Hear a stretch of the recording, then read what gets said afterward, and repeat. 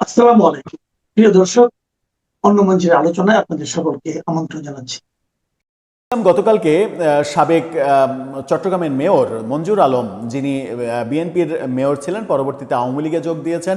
আওয়ামী লীগের যোগ দেওয়ার পরে মেয়র নির্বাচন, এমপি নির্বাচন করতে চেয়েছেন, কিন্তু আওয়ামী লীগ শেষ পর্যন্ত তাকে মনোনয়ন দেয়নি। আওয়ামী লীগের সদস্য হিসেবেই আমরা তাকে জানি। পরবর্তীতে আর দল চেঞ্জ করে তিনি অন্য কোনো দলে যাননি কিংবা বিএনপিতে ফেরত যাননি। তার মানে তিনি আওয়ামী লীগের লোক। তো আওয়ামী লীগের লোক মানে ফ্যাসিস্ট। তো ফ্যাসিস্টের বাসায় হাসনাত আবদুল্লাহর কি কাজ? এটা তো একটা বড় প্রশ্ন। বর্তমান সরকার বিএনপিকে নানাভাবে ফ্যাসিস্টের পুনর্বাসন করছে, আওয়ামী লীগকে ফিরিয়ে আনছে, আওয়ামী লীগকে ফিরিয়ে আনার বন্দোবস্ত করা হচ্ছে। এই যে শিরিন শারমিন চৌধুরীর জামিন হলো, ফ্যাসিস্টের জামিন দিয়ে সরকার আবার আওয়ামী লীগকে ফিরিয়ে আনার বন্দোবস্ত করছে, এরকম নানা সমালোচনা তাদের মুখ থেকে শুনেছে। অর্থাৎ তাদের বিরোধী পক্ষ যখন মানে আওয়ামী লীগের কোনো নেতার সঙ্গে একটু সামনাসামনি হঠাৎ করে রাস্তায় চলাচল করতে সামনাসামনি দেখা হয়ে সালাম বিনিময়ও করে, সেরকম একটা ছবি যদি পাওয়া যায়, সেই ছবি দিয়েই তারা ঘায়েল করার চেষ্টা করে যে ফ্যাসিস্টের সঙ্গে আঁতাত করছে। অথচ তিনি নিজেই ফ্যাসিস্টের বাসায় গিয়ে মিটিং করছেন, গোপন মিটিং করছেন, এবং শোনা যাচ্ছে যে এই মঞ্জুর আলমকে এনসিপির ব্যানারে চট্টগ্রামের মেয়র নির্বাচনের ক্যান্ডিডেট করা হবে। এবং এটা আজকে একেবারে প্রকাশ্যে হয়ে গেছে। তাদের ছাত্র সংগঠন, যেটা ছাত্র শক্তি, তার নেতা বাকের মজুমদার, তিনি ওপেনলি বলেছেন যে মঞ্জুর আলম এনসিপির ব্যানারে নির্বাচন করতে চাচ্ছে। একটু ঘুরিয়ে বলেছেন নির্বাচন করতে চাচ্ছে, তার মানে এনসিপি যে তাকে ক্যান্ডিডেট করতে চাচ্ছে এটা পরিষ্কার।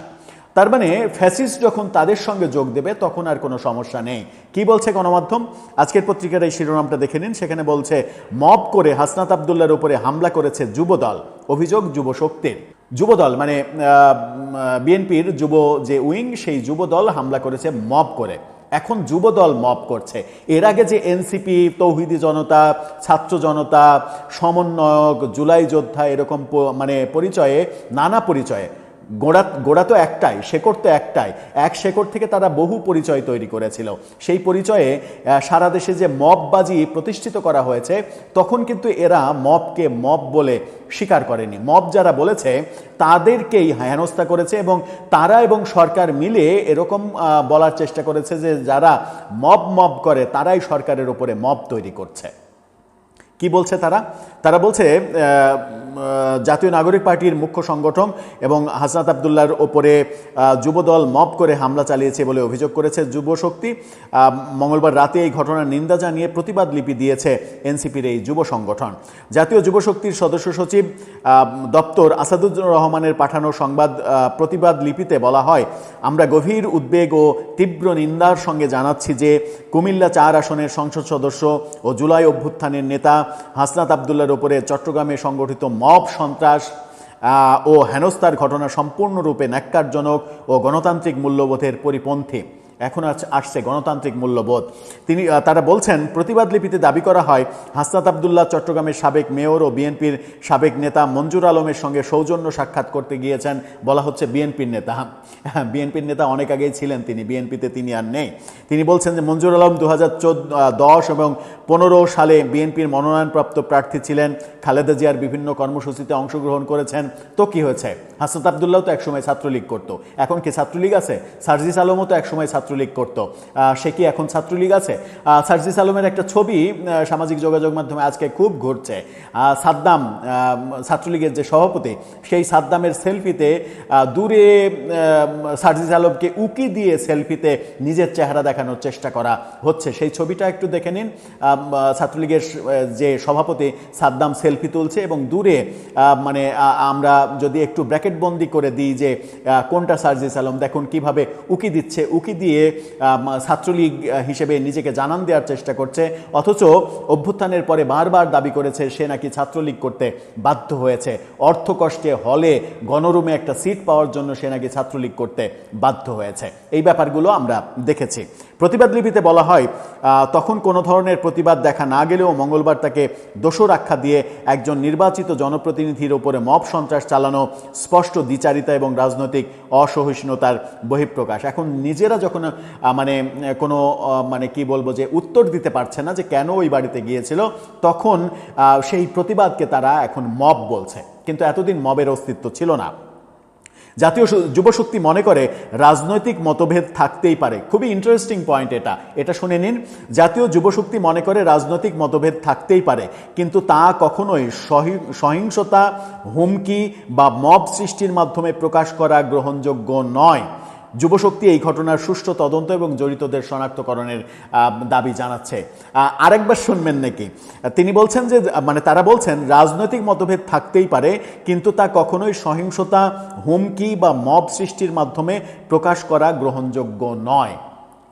এই নীতি কথাটা প্রফেসর ইউনূসের ১.৫ বছরে কোথায় ছিল?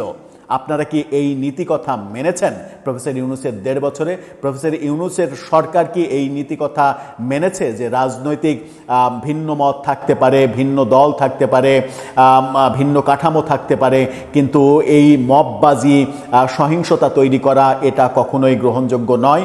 তখন সেই নীতিকথা কই ছিল?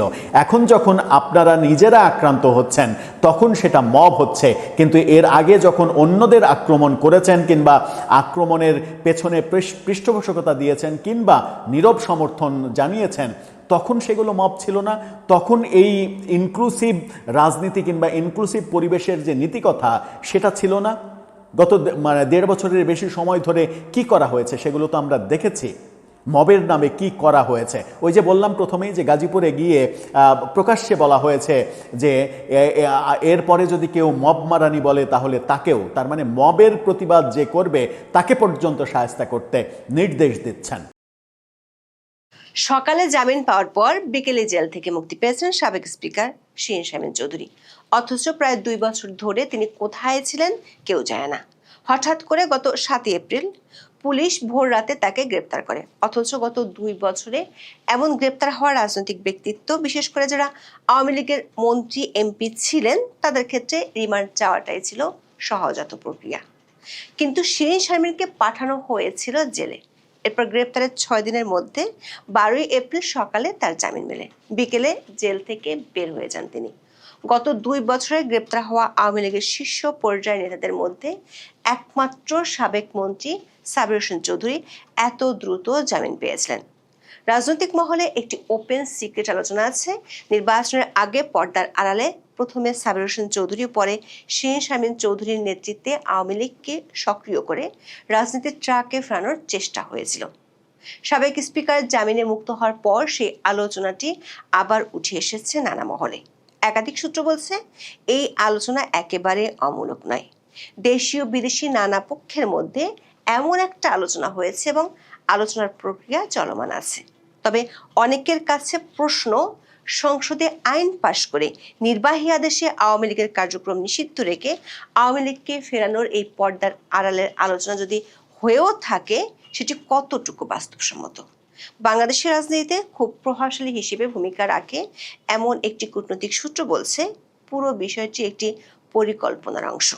যদি তাই হয় তাহলে সামনের দিনে এমন অনেক ছোট ছোট চমক দেখা যেতে পারে। ২০২৫ সালের ২২ মে আন্তঃবাহিনী জনসংযোগ পরিদপ্তর বা আইএসপিআর থেকে একটি বিজ্ঞপ্তি দিয়ে বলা হয়েছিল ২০২৪ সালের ৫ই আগস্ট আওয়ামী লীগের পতনের সময় ৬২৬ জনকে বাংলাদেশের বিভিন্ন সেনানিবাসে আশ্রয় দেওয়া হয়েছিল।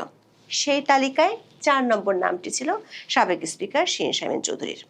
বলা হয়েছিল তাকে পরিবার সহ সেনানিবাসে আশ্রয় দেওয়া হয়েছিল।